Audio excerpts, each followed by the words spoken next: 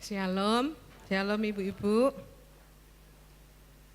Saya mengucap syukur, terima kasih pada Tuhan. Tuhan memberikan saya kesempatan untuk kami boleh saling belajar firman Tuhan. Saya berucap syukur pada hambanya, Ibu Gembala, Ibu Vivi, yang sudah mau mempercayakan untuk saya boleh belajar lebih lagi ya. Saya selalu berdoa pada Tuhan ya, Tuhan kalau Tuhan pakai saya, Tuhan beri saya kekuatan Tuhan ya, karena kita belajar, kita sama-sama belajar menyampaikan firman Tuhan itu tidak gampang. Nanti saya bilang begini, oh ngomongnya di mimbar seperti itu, di luar tidak, jadi harus belajar. Tapi saya sudah berdoa sama Tuhan, kalau Tuhan menginginkan saya untuk melayani lebih lagi, Tuhan pakai saya dari apa yang saya sampaikan saya juga harus belajar ya. Biar Roh Kudus yang beri saya kekuatan, saya harus belajar. Apa yang saya sampaikan ini ya tidak langsung saya bisa berubah ya, tapi proses dan saya sudah percaya pada Tuhan, ya Tuhan yang akan memproses saya. Semua ini kita bisa diproses Tuhan ya, asal kita bersedia, kita membuka hati kita percaya pada Tuhan ya. Sore hari ini kebenaran firman Tuhan berjudul keluarga sebagai tempat persekutuan dan doa. Persekutuan tuh berarti terdiri dari beberapa orang gitu ya ibu-ibu. Kalau di dalam hal kerohanian kita ya, bergereja itu kan terdiri kelompok beberapa orang itu yang besar. Tapi kalau di dalam persekutuan yang kecil ya rumah tangga keluarga kita ini ya ibu-ibu. Kita akan baca dulu ayatnya Matius 18 ayat 19 sampai 20. Matius 18 ayat 19 sampai 20. Mari kita baca bersama-sama ya, karena cuma 2 ayat. 1, 2, 3. Aku berkata kepadamu, jika 2 orang daripadamu di dunia ini sepakat meminta apapun juga, permintaan mereka itu akan dikabulkan oleh Bapa-Ku yang di surga. 20. Sebab di mana 2 atau 3 orang berkumpul dalam nama-Ku, di situ Aku ada di tengah-tengah mereka. Firman Tuhan membicarakan supaya kita ini bersekutu ya, lebih baik, maksudnya kita ini sama-sama di dalam keluarga ada terdiri dari pada umumnya orang tua ya, suami istri dan anak-anak, itu pada umumnya ya. Lebih baik kalau kita ini bisa bersehati, berkumpul ya di dalam berdoa, bersekutu bersama-sama, begitu ya ibu-ibu. Mungkin kita yang sudah suami istri yang sudah lama seperti kebanyakan ibu-ibu di sini ya, mungkin karena dulu kalau saya pribadi memang saya dulu tuh belum ya ngomong percaya gitu, percaya Tuhan tuh mungkin di mulut ya, karena saya dari kecil juga tidak pernah dididik ya secara Kristen, tidak. Saya pun pingin ke gereja itu, kalau mau ke gereja itu ya harus sama kakak saya laki itu kan buka toko papa saya, jadi saya ini harus waktunya ke gereja gitu ya jam 4 duluan. Kalau saya sudah duluan kok saya tertahan, enggak boleh ke gereja, harus jaga toko gitu. Jadi saya ini tidak diajarkan, waktu kecil saya tuh tidak diajarkan seperti itu. Jadi saya mengenal Tuhan ya karena saya sekolah, saya berteman seperti itu. Jadi saya belum begitu memahami ya. Waktu saya menikah pun saya juga tidak diberkati ya. Tapi waktu itu ada pemberkatan massal itu loh ya di gereja. Waktu Om Tek dulu saya ikut seperti itu ya, pemberkatan massal seperti itu. Jadi saya ini mungkin dulu tuh tidak ada dasar-dasar yang benar gitu ya mungkin. Tapi berjalannya waktu saya boleh mengenal Tuhan, boleh lebih dekat lagi, saya belajar ya. Belajar untuk kehidupan saya ini boleh diubahkan ya, boleh seturut kehendak Tuhan, tidak gampang, tapi saya tetap tetap belajar, ya. Keluarga yang sungguh bersekutu dan berdoa bukan lahir dari kedisiplinan rohani yang kuat, melainkan dari kesadaran Injil yang dalam, bahwa Kristus telah membeli akses kita kepada Bapa dengan darahnya, dan persekutuan bersama Allah itu kini terbuka bagi seluruh keluarga setiap hari di dalam rohnya, ya. Jadi keluarga yang sungguh-sungguh bersekutu berdoa itu bukan lahir karena kedisiplinan rohani, karena kita mungkin mengharuskan, ayo anak-anak kita berdoa gini-gini ya, sebelum makan, sebelum pergi kita doa, itu belum tentu kalau kita tidak yaitu mengajarkan berdasarkan Injil. Jadi itu antara setiap individu itu punya kesadaran sendiri ya, punya pemahaman yang benar tentang Injil ya, bahwa kita ini siapa kita yang sudah ditebus oleh Tuhan Yesus ya.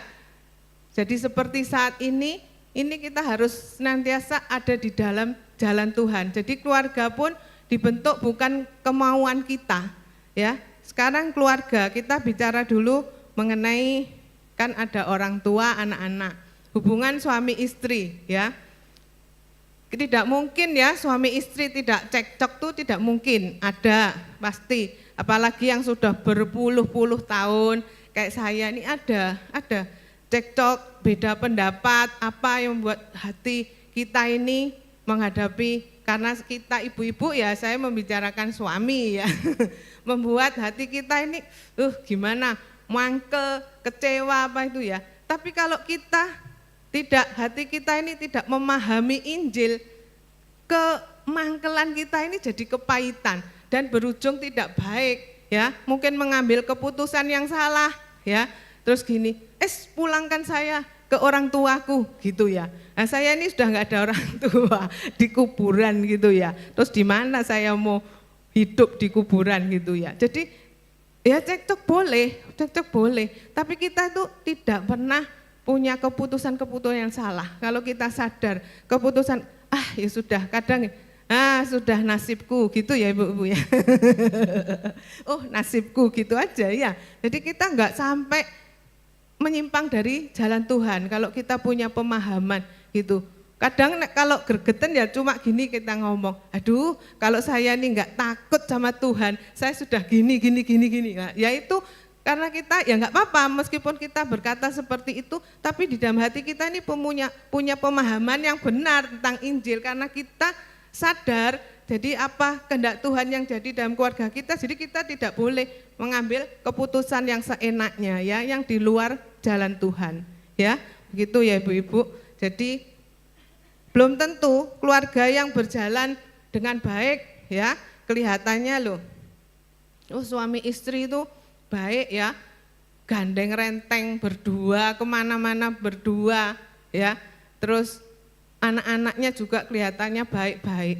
Tapi itu belum tentu kalau dalam situasi keadaan yang baik juga ya, kita mengajarkan memang harus hubungan tuh yang baik, dilihat di luar juga harmonis. Tapi yang penting tuh di dalam hatinya itu. Nanti suatu ketika ada masalah, mungkin kalau tidak punya pemahaman yang benar, nah itu akan mengambil jalan yang salah gitu ya. Jadi ibu-ibu yang mungkin ada masalah masih di keluarganya, baik masalah suami, anak, ekonomi, sakit, penyakit ya, tidak apa-apa, jangan takut ya. Asal kita bersama dengan Tuhan ya, ada di dalam jalan Tuhan, Tuhan itu selalu menyertai ya. Dan apa yang kita putuskan itu berdasarkan kebenaran firman Tuhan ya. Asal kita tidak menyimpang, Tuhan senantiasa menopang kita ya. Kita boleh jatuh, kita bangkit lagi. Justru pencobaan ya, apa masalah-masalah yang kita hadapi ini membuat kita ini kuat.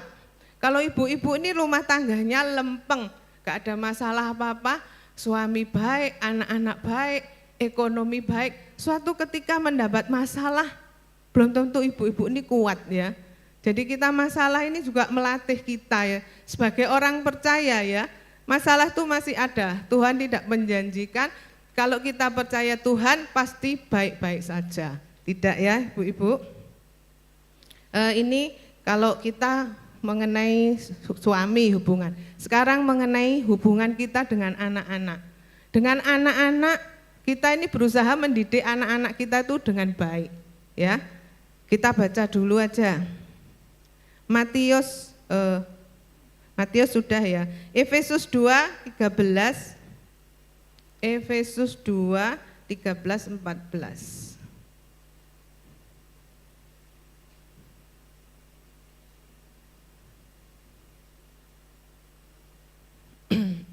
Ya, kita baca bersama-sama juga ya, cuma 2 ayat. Tetapi sekarang di dalam Kristus Yesus, kamu yang dahulu jauh sudah menjadi dekat oleh darah Kristus. Karena dialah damai sejahtera kita yang telah mempersatukan kedua pihak, yang telah merubuhkan tembok pemisah, yaitu perseteruan ya. Jadi di dalam Kristus ya, kita jadi coba ayat 13. Sekarang di dalam dalam Kristus Yesus, kamu yang dahulu jauh sudah menjadi dekat oleh darah Kristus. Dengan kesadaran kita ya bahwa kita itu dulu apa ya, jauh dari Tuhan. Nah, karena pengorbanan Tuhan Yesus kita sudah bisa dekat dengan Kristus. Yang 14, ayat 14.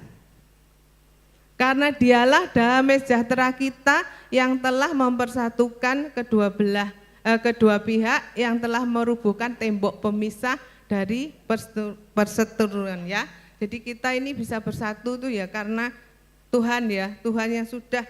Jadi dalam kehidupan rumah tangga kita, di dalam mendidik anak-anak ya, kita senang loh anak-anak kita ini berhasil. Oh, anak kita ini loh, anak saya loh berhasil sekarang, pekerjaannya berhasil ya, rumah tangganya baik, apa kita tuh bangga. Kita bangga punya anak-anak seperti itu. Cuma ya itu harus kita tanamkan itu pemahaman tentang Injil tuh harus selalu diomong ke anak-anak kita ya. Jadi supaya anak-anak ini kuat dalam menghadapi masalah. Juga kalau sudah berkeluarga, kita tidak boleh ikut campur dengan urusan anak-anak. Tapi kalau anak-anak kita di dalam rumah tangganya bermasalah dan mau memutuskan suatu hal yang tidak sesuai dengan firman Tuhan, mari kita ibu-ibu tuh boleh ya memberikan nasihat gitu ya, berdasarkan firman Tuhan ya. Misalkan rumah sekarang kan anak-anak itu mungkin lebih emosinya lebih ini ya, kalau kita sudah lansia, sudah senior gini mungkin lebih sabar, untuk apa kalau marah terus cerai kan nggak mungkin ya, nanti diketahui anak cucu kita ya sudah umur segini. Tapi kalau masih anak-anak tuh punya ego yang tinggi, nanti merasa gak cocok gitu ya, misalkan gak cocok, aku gak cocok, sudah pisah aja, pisah. Nah kita sebagai orang tua, kita bisa menjelaskan pada anak-anak kita, apapun yang terjadi itu kita tidak boleh, kita harus, mereka sudah memutuskan untuk menikah, apa kita yang memilihkan juga tidak ya. Jadi kalau mereka pun merasa begitu, kita sebagai orang tua harus yaitu memberikan gini, pengarahan yang benar ya, tidak boleh semuanya itu bisa diselesaikan. Di dalam Tuhan itu semuanya tidak ada yang mustahil, bisa diselesaikan asal kita ini menyerah pada Tuhan. Setelah kita percaya pada Tuhan, kita ini kan sudah menerima kasih karunia Tuhan ya. Jadi kita ini harus dalam kehidupan kita ini harus ada di dalam jalan Tuhan yang harus sesuai dengan firman Tuhan. Kita berikan pengarahan pada anak-anak anak-anak kita mendidik anak-anak dengan baik. Tapi di luar sana pergaulannya mungkin ketemu komunitas yang tidak baik, jadi berubah ya.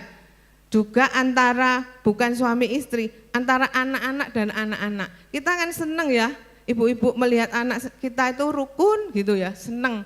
Saya kalau kan saya sudah sering bilang, 1 bulan sekali kita harus ketemu, dimana nanti saya waktu ketemu saya bisa tanya anak-anak saya gimana pekerjaannya gitu. Kita boleh saling memperhatikan. Anak-anak tuh kadang macam-macam sifatnya, ada yang mau cerita, ada yang enggak ya. Anak saya 3 juga gitu. Kalau yang 1 ini, yang kecil suka cerita, kerjaan apa-apa suka cerita. Tapi ada yang diem, makanya kadang ya itu cerita gimana kerjaannya gini ya. Kita orang tua ya karena kita ya mungkin pendidikan juga kalah ya, tapi kita memberikan nasihat itu ya kalau menurut kamu itu sudah baik ya enggak apa-apa, kamu doa aja. Terus saya juga mendoakan, Tuhan kalau memang ini jalanmu lancarkan semuanya. Tapi kalau tidak, Tuhan akan tunjukkan keputusan yang terbaik itu yang mana. Kita sebagai orang tua mendoakan seperti itu ya, karena anak kita sudah pisah, sudah berumah tangga gitu ya, tidak terlalu banyak mencampuri, artinya mencampuri urusan yang kita mungkin nggak tahu ya situasi pekerjaannya bagaimana gitu. Jadi biar mereka yang memutuskan, yang penting kamu berdoa dulu. Kalau memang Tuhan mengizinkan ya, misalkan mau pindah kerja atau apa, pasti Tuhan lancarkan ya. Terus dimanapun kamu berada, yaitu harus menyerahkan semuanya ke dalam tangan Tuhan. Jadi kita senantiasa mengajarkan pada anak-anak kita itu seperti itu ya, ibu-ibu. Saya bacakan lagi, persekutuan sejati hanya mungkin di atas dasar Injil. Banyak keluarga Kristen hidup berdampingan tapi tidak sungguh bersekutu ya. Kelihatannya kan oh ya rukun gini-gini, tapi tidak sungguh-sungguh bersekutu ya. Penyebabnya bukan karena kurang waktu atau kurang program, melainkan karena persekutuan mereka tidak berakar pada Injil. Jadi itu yang harus kita tanamkan tuh pada diri kita juga anak-anak kita itu ya. Pemahaman harus berakar pada Injil. Ketika masing-masing anggota keluarga menyadari bahwa mereka adalah orang-orang yang telah diampuni dan diterima oleh Allah di dalam Kristus, barulah mereka mampu menerima, mengampuni satu sama yang lain ya. Injil adalah tanah bagi persekutuan yang sejati. Kita baca dulu ibu-ibu. 1 Yohanes 1 ayat 7. 1 Yohanes 1 ayat 7. Ya, 1, 2, 3. Tetapi jika kita hidup di dalam terang sama seperti Dia ada di dalam terang, maka kita beroleh persekutuan seorang dengan yang lain dan darah Yesus anaknya itu menyucikan kita daripada segala dosa ya. Kalau kita sudah percaya Tuhan Yesus, kita akan hidup kita di dalam terang. Karena Tuhan Yesus itu terang, kehidupan kita harus berubah seperti Tuhan Yesus hidup di dalam terang, maka kita akan beroleh persekutuan ya. Jadi sesama keluarga, sesama anak-anak satu dengan yang lain itu ya, dan darah Yesus anaknya itu yang menyucikan kita dari segala dosa. Kalau kita hidup di dalam terang, kadang kita hidup di dunia ini masih bisa loh ibu-ibu jatuh dalam dosa ya, tapi kita segera sadar dan kita ini kembali kepada Tuhan. Tapi kalau kita sadar bahwa ini salah, terus-terusan aja hidup di dalam dosa, ya itu artinya kita belum sungguh-sungguh percaya pada Tuhan ya. Kalau kita percaya pada Tuhan, kita sudah menerima kasih karunia Tuhan, hidup kita ini diubahkan ya. Enggak langsung berubah. Dulu ngamuan langsung sabar, nanti suaminya tuh bingung ya mungkin ya. Biasanya kalau di ngomong itu jawab berkecap-kecap gitu ya, diomongi gini loh, ini tahu diem, iya gitu. Nah bingung suaminya ini kesurupan, apa salah minum obat gitu ya, ini bingung gitu suaminya. Jadi proses juga tidak selalu langsung gitu ya. Pasti bingung nanti, coba ibu-ibu ya nanti yang biasanya menjawab suaminya, nanti di rumah langsung diam, oh iya pak, nanti bingung loh, ini istriku apa bukan ya, jangan-jangan ini kesurupan di mana ya ini, gitu ya. Jadi proses jadi ibu-ibu ya, tapi ya itu ada grafiknya tuh naik gitu loh ibu-ibu ya, kita sendiri juga merasakan, oh iya ya, dulu aku tuh gini loh ya, sekarang ya meskipun enggak terlalu baik itu sudah berusaha gitu loh, berusaha.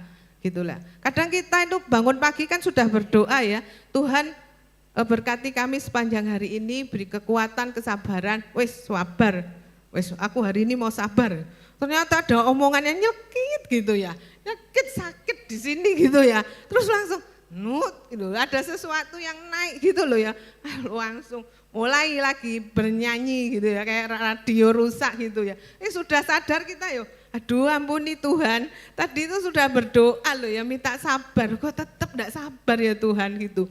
Tapi ya itu, dari proses kita enggak boleh menyerah, terus setiap hari begitu, berusaha untuk nanti kita akan berubah kok. Saya sih merasakan gitu, ada perubahan kok, ada perubahan. Kita mungkin jarang ya ketawa sama suami itu mungkin jarang karena di hati itu kok greget nih, ini hampir enggak ada ketawanya gitu ya. Jadi kita berubah tuh bisa loh. Kita halopok itu kayak lucu, so ketawa-ketawa gitu ya berdua.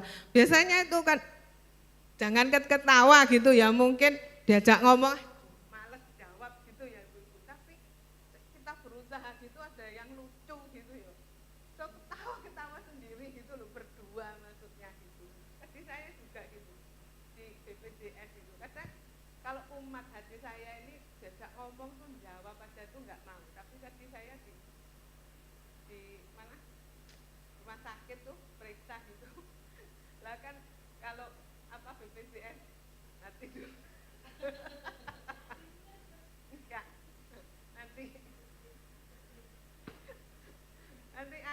nah itu kan ini apa harus apa di mesinnya itu loh ya, kita dapat langsung ke dokternya karena saya berubah ini, saya berubah hari, jadi saya ini harus ngantri dulu pakai nomor gitu. Tadi ya gitu, pas saya sudah dapat nomor, suami saya dapat nomor, terus saya duduk ya HP, mana ini loh suami saya tuh gak ada gitu loh, kok gak ngantri, yang dipanggil tuh kan ada nomornya, terus doa. Dari mana?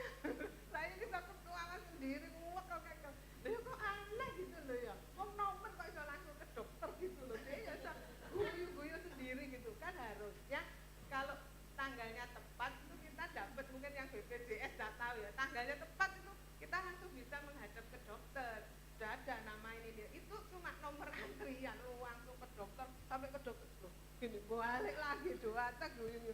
Saya ini sama ya karena saya ini terus terang saya ini emosian, jadi saya ini berusaha saya ini menekan emosi saya. Kayak setiap hari itu Tuhan tetap doa gitu, apalagi ya setelah saya ini dikasih kepercayaan sama Bu Gem ya. Jadi saya ini juga tahu diri gitu loh ya. Masa bisa menyampaikan firman Tuhan tapi tidak bisa menjalani, saya takut seperti itu. Jadi saya selalu berdoa sama Tuhan. Tuhan kalau Tuhan memang pakai saya, bukakan rahasia firman-Mu. Saya juga belajar ya, saya sering belajar. Jadi setiap khotbah-khotbah itu saya dengarkan, saya catat. Dulu juga mencatat tapi enggak saya ya sambil lalu nyatet sudah gitu. Jadi kayak saya pelajari gitu. Saya ingin loh Tuhan mengubahkan hidup saya. Meskipun sulit saya ini berusaha. Jangan sampai saya menyampaikan, halah kamu dewe loh kayak gitu kok isang menasehati gitu loh ya, itu akan menyerang kita gitu ya. Jadi dalam menyampaikan ini saya ini belajar, benar saya ini benar-benar berdoa sama Tuhan supaya saya ini dibentuk. Pokoknya Tuhan kalau Tuhan mau pakai saya siap Tuhan bentuk seperti itu. Tapi tidak mudah, banyak sekali tantangan tapi tetap di dalam Tuhan kita tidak boleh menyerah karena Roh Kudus sudah beri kita kekuatan ya ibu-ibu ya, supaya kita bukan Roh Kudus memberi kekuatan untuk diri kita sendiri, Roh Kudus juga membuat kita maksudnya tugas kita dari kita dikasih Roh Kudus selain untuk memperkuat diri kita, juga kita ini punya tugas untuk menjadi saksi ya. Kalau tugas menjadi saksi yaitu ibu-ibu kita harus berubah kehidupan kita ya. Nah, sekarang tadi mengenai persekutuan ya, sekarang mengenai doa kan. Tadi keluarga sebagai tempat persekutuan dan doa. Doa bersama bukan latihan rohani, ini adalah hak istimewa anak-anak Allah. Gereja sering mengajarkan doa sebagai kewajiban atau disiplin rohani. Itu tidak salah, tetapi tidak cukup. Injil mengajarkan bahwa doa adalah hak istimewa yang dibeli dengan darah Kristus, akses yang tidak layak kita miliki, namun diberi dengan bebas kepada setiap orang yang percaya kepadanya. Ketika keluarga berdoa bersama, mereka sedang menggunakan hak istimewa termahal di alam semesta, berbicara kepada Allah yang Maha Tinggi sebagai Bapa. Ya, jadi berdoa itu bukan karena kewajiban kita harus berdoa, disiplin. Ya memang bagus kita disiplin berdoa, tapi kita harus menyadari bahwa doa itu adalah akses yang Tuhan berikan untuk kita. Dulu kita sebelum percaya Tuhan, kita tuh tidak bisa datang langsung kepada Tuhan, tuh tidak bisa. Tapi setelah kita percaya pada Tuhan Yesus, kita ini diberi akses, kita bisa langsung pada Tuhan Yesus. Seperti perumahan tuh ya, kayak anak saya Regency One punya kartu akses toh di perumahannya Bu Yen. Jadi kalau warga enak langsung buka, kalau tidak punya kartu ini tidak bisa masuk dengan bebas. Nah, kita ini sudah dikasih kartu akses sama Tuhan. Setiap saat kita itu bisa berdoa pada Tuhan. Nah, mari ibu-ibu kita pergunakan ya untuk membangun iman kita.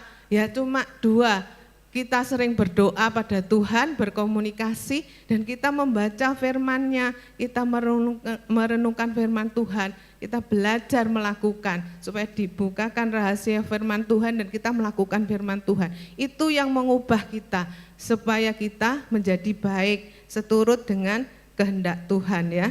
Kita akan baca ayatnya.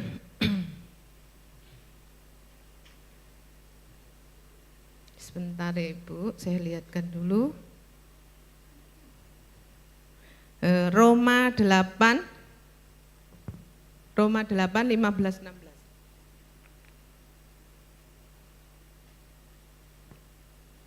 Roma 8 15-16 ya. 1, 2, 3. Sebab kamu tidak menerima roh perbudakan yang membuat kamu menjadi takut lagi, tetapi kamu telah menerima roh yang menjadikan kamu anak Allah. Oleh roh itu kita berseru, ya Aba, ya Bapa. Roh itu bersaksi bersama dengan roh kita bahwa kita adalah anak-anak Allah. Ya, kita sudah diberi akses oleh Tuhan, kita bisa berhubungan langsung dengan Tuhan, bahkan kita bisa menjadi anak-anak Allah. Ya, nah di dalam doa kita boleh sering datang pada Tuhan karena doa itu yang akan mengubahkan hidup kita. Nah, kalau kita berdoa, terus kita juga harus punya, tadi yang ayat waktu pertama kita baca itu ya, coba di Matius 18 ayat 19.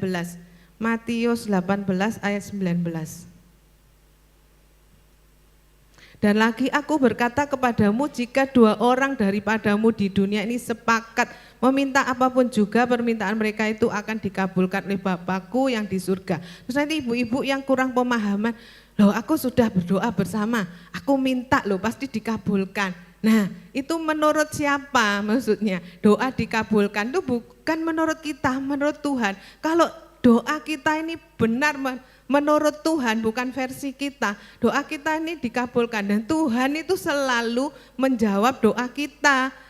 Kok enggak jawab? Misalkan saya lo sudah berdoa, misalkan minta ini itu ekonomi berubah, tapi kok enggak berubah, kok tetap begini. Nah ini sebetulnya Tuhan tuh ada gini, sudah menjawab tapi tidak sesuai dengan kehendak kita. Yang kedua, Tuhan tuh belum menjawab, nanti tunggu dulu, belum waktunya gitu ya. Terus ada lagi, Tuhan itu tidak menjawab karena bukan tidak menjawab, tidak boleh, tidak dikabulkan karena permintaan itu tidak sesuai dengan kehendak Tuhan. Misalkan kita, Tuhan saya pengen mobil, aduh saya ini sudah doa berpuluh tahun kok tidak diberi mobil. Ya, padahal saya ini pengen loh jalan-jalan sama anak saya. Tuhan tuh tahu kemampuan kita. Mungkin kamu dengan mobil tuh Tuhan lihat tuh ekonomimu belum kuat ya. Jadi kalau kamu punya mobil, nanti kamu ini ekonomimu akan morat-marit gitu ya.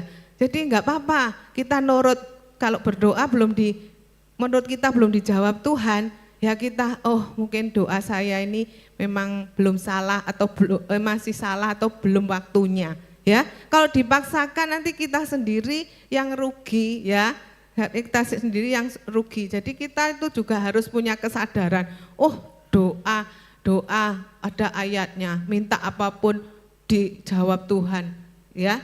Ketuk pintu akan dibukakan. Saya sudah mengetuk tiap hari kok tidak dibukakan. Jadi kalau pemahaman kita tentang Injil itu benar, kita itu akan tahu, ya. Kalau kita tahu, paham, yang doa kita tidak dijawab tidak membuat kita kecewa, tidak membuat kita jauh dari Tuhan, ya. Nanti terus kecewa, saya sudah minta gini ternyata Tuhan tidak mengabulkan, sudah saya tak pilih yang lain, mungkin sakit ya.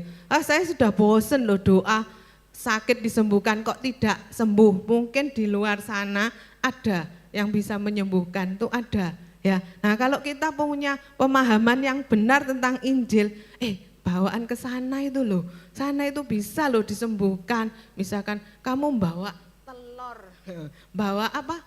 Kambing, ada kan dia. Bawa apa gitu, nanti bisa pindah loh ke sana gitu. Kalau iman kita, pemahaman kita ini enggak benar, kita ini bisa. Loh memang kadang tuh bisa loh ya, bisa sembuh. Orang minta kaya gitu kan juga bisa ya. Tapi kita harus sadar, kita ini punya tanggung jawab. Kita setelah kematian di dunia ini tanggung jawab kita. Kita di dunia ini kan mau mampir ngombe ya, cuma sebentar. Jadi kita yang dialami di dunia ini pertanggungan jawab kita tuh nanti panjang loh di sana.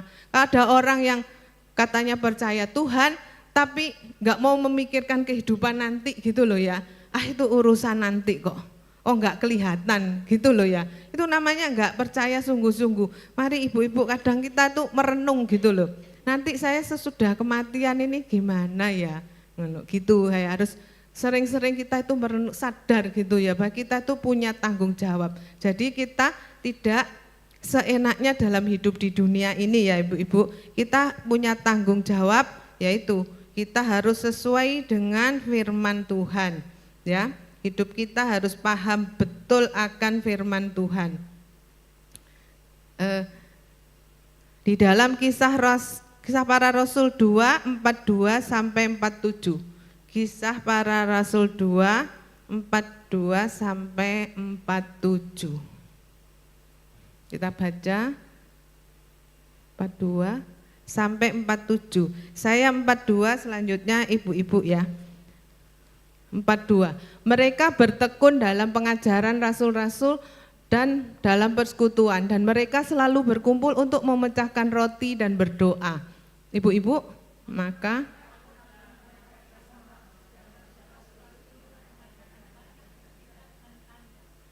dan semua orang yang telah menjadi percaya tetap bersatu, dan segala kepunyaan mereka adalah kepunyaan bersama.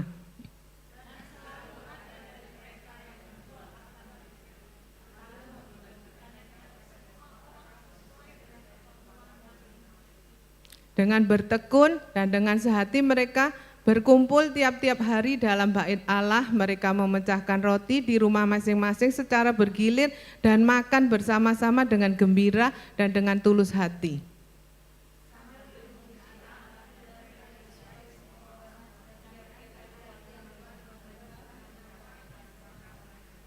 Ya, ini gereja mula-mula. Jadi seperti yang Bapak Gembala kita anjurkan, yaitu kubu doa itu ya, dari rumah ke rumah kita sama-sama memuliakan nama Tuhan, bersekutu ya. Jadi mari ibu-ibu yang belum ikut kubu doa, di dalam kubu doa nanti kita boleh saling membangun. Makanya Pak Gembala kita ini kan menganjurkan kalau bisa kita datang tuh makan dulu, sesudah itu nanti kita langsung ibadah, sesudah ibadah kita ngobrol gitu ya. Jadi enggak apa-apa ibu-ibu ya, jangan kalau sudah kubu doa cepat-cepat pulang gitu loh. Mari kita ngobrol ya, kita ngobrol, ada yang punya masalah atau ada yang perlu ditanyakan, kita tanyakan. Nanti kan ada yang membawakan firman ya, siapa hamba Tuhan kita tanyakan.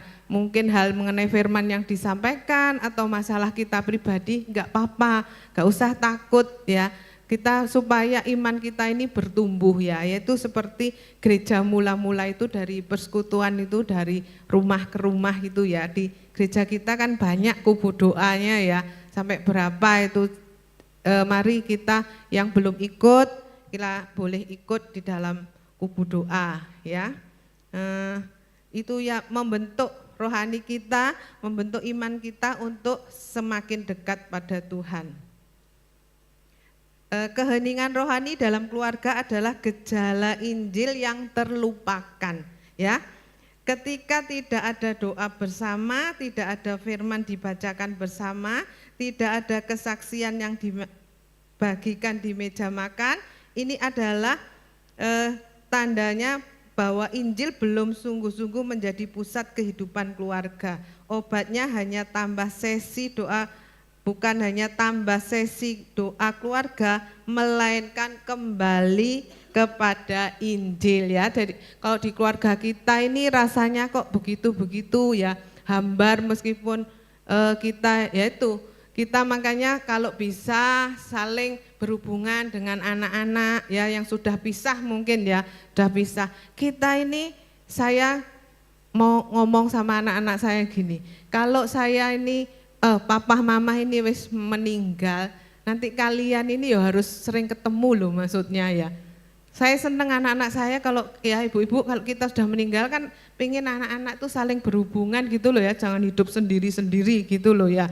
Jadi ada toh saudara itu enggak tahu loh di mana, saudara kandung itu enggak tahu ada di mana, enggak tahu, enggak pernah berhubungan, itu ada. Jadi mari kita juga mengajak anak-anak kita itu untuk, ya, seperti itu. Kita saling mengasihi, saling membantu. Kalau ada yang kekurangan tuh bantu. Terus kita sebagai orang tua jangan suka mengadu domba. Saya ini tahu ada orang tua yang seperti itu tuh ada, ya. Kalau anaknya salah begini, ngomong sama orang tuanya, itu loh mah misalnya, itu loh Cece itu gini. Terus orang tuanya itu loh langsung, oh iya itu memang gini. Terus ini orang tua ikut-ikutan, misalnya punya adik lagi, kamu jangan ikut-ikut ke sana, enggak boleh. Jadi kayak diadu. Nah, kita sebagai orang tua itu harus berusaha mendamaikan anak kita. Kalau anak kita ngomong gini, jangan disampaikan. Kita ngomong yang baik aja loh. Kamu ke kokomu loh, kokomu baik, sering nanyain kamu, sering gini-gini gitu, ya. Berusaha seperti itu. Kita mendidik baik seperti itu pun nanti itu anak-anak kita belum tentu seperti itu, ya. Maka semuanya tuh kembali dari pemahaman Injil yang benar dari setiap individu, ya.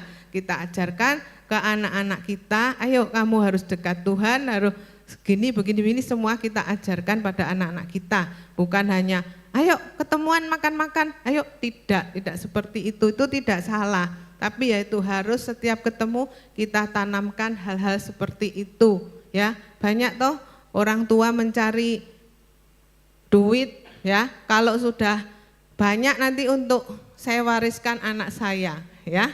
Kalau seperti kita yang pas-pasan mungkin saya enggak ada yang diwariskan. Tapi kalau yang berkelebihan punya harta banyak, tambah banyak warisannya, tambah jadi rebutan. Banyak kan, ya, terus saling menuntut. Nah, tidak ada lagi kasih. Semuanya itu bisa merubah, ya. Uang, pergaulan, apapun tuh bisa mengubah. Jadi mari ibu-ibu, sore hari ini yang kita tekankan, kita harus sadar betul kehidupan kita, siapa kita sebelum mengenal Tuhan Yesus dan siapa kita setelah mengenal Tuhan Yesus, ya. Dulu kita orang berdosa, kita budak, kita dimerdekakan oleh Tuhan Yesus dan kita sudah menerima kasih karunia, ya. Maka kehidupan kita setelah menerima kasih karunia Tuhan harus berubah, harus mau diproses sesuai dengan hidup di dalam terang, sesuai dengan Tuhan Yesus yang Dia adalah terang, ya. Intinya seperti itu, ya, ibu-ibu. Mari firman Tuhan sudah cukup. Nanti kalau ada yang bingung boleh bertanya sama Ibu Gembala, ya.